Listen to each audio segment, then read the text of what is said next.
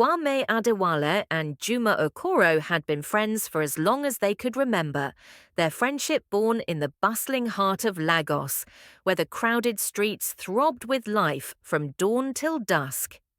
They grew up in Ajegunle, a neighborhood that was both rough and vibrant, where the scent of frying puff-puff mixed with the salt air drifting from the Lagos lagoon, where music spilled from open doorways and Danfo buses rattled by with conductors hanging halfway out shouting destinations.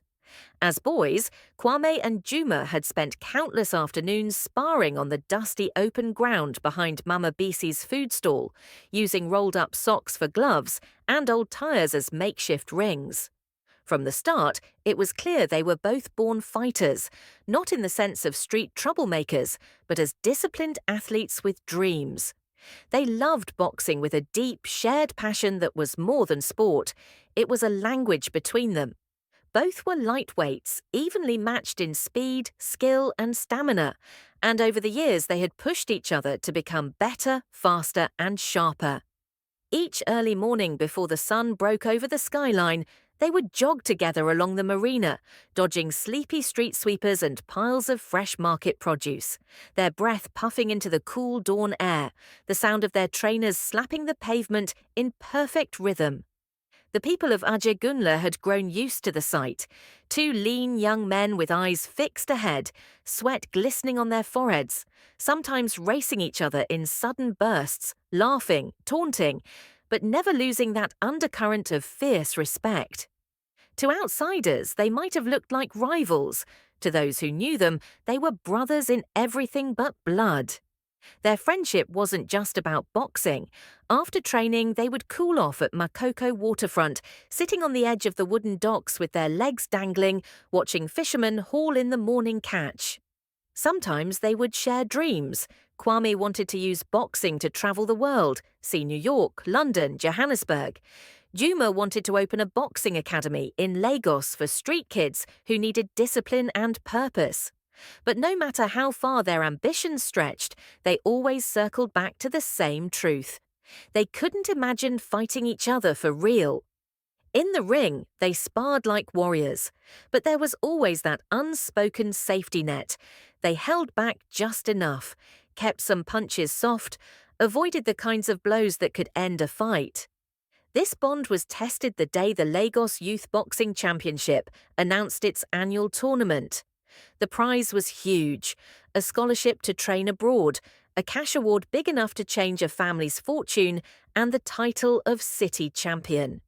For months, Kwame and Juma trained harder than ever, running longer routes through Third Mainland Bridge, skipping rope until sweat soaked their shirts, and pounding heavy bags in the back room of Coach Musa's gym.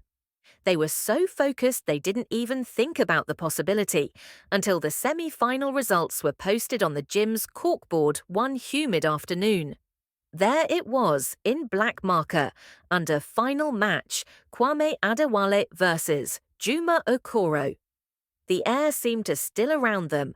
Both stared at the paper for a long moment. No words, just the sound of the punching bag swinging in the distance. At first they laughed it off.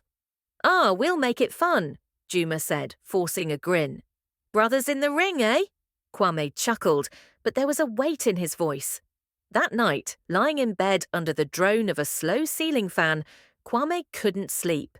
He kept picturing Juma's face, his fast jabs, his sidestep.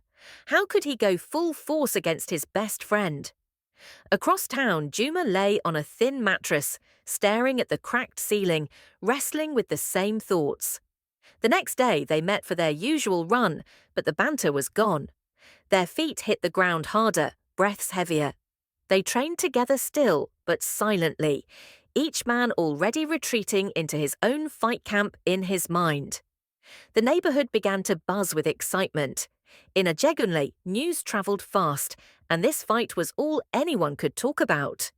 "Igobi war!" the men at the barbershop shouted. "No holding back-o!" Children at the roadside stalls mimed punches and declared which one they would cheer for. Mama Bisi swore she would be in the front row, no matter the ticket cost. For the first time, the thought of losing didn't sting as much as the thought of having to beat the other. The days before the fight were the hardest. Kwame trained at dawn, shadowboxing in the courtyard while the muezzin's call floated from a distant mosque. Juma trained at night, hammering the heavy bag in the dim glow of the single bulb at Coach Musa's. They avoided each other, not because of anger, but because they didn't trust themselves to talk without making the fight harder. Lagos prepared too, posters plastered along Ojuelegba flyover, radio DJs hyping it up, the sports pages calling it the Brotherhood bout. On the morning of the fight, the city was electric. The air over the National Stadium in Surulere shimmered with heat and anticipation. Vendors sold gala sausages, suya, and chilled bottles of malt drink. Crowds swarmed the gates, waving small Nigerian flags, blowing vuvuzelas, wearing T-shirts with Kwame's or Juma's name printed across the chest. Inside, the boxing ring gleamed under the bright lights, the white ropes looking almost too clean for the battle to come. Kwame stood in the blue corner, his head bowed, as Coach Musa murmured last-minute instructions.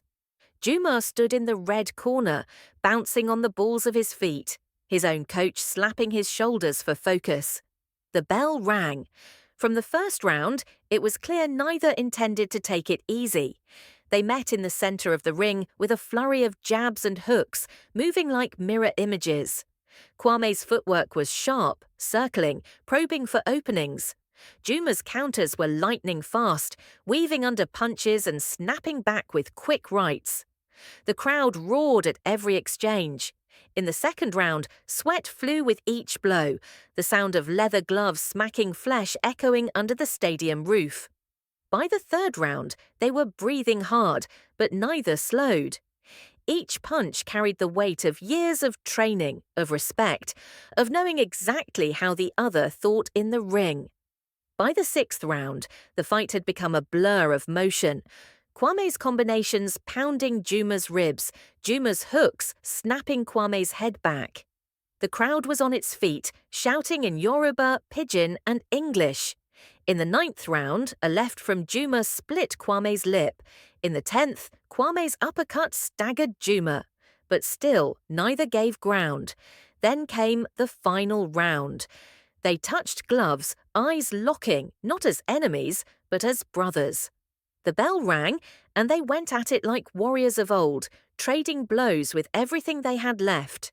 The noise was deafening, but inside the ring there was only the sound of breath, heartbeat, glove on glove.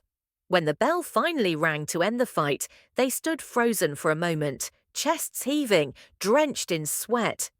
They embraced, long, tight, the way only brothers do.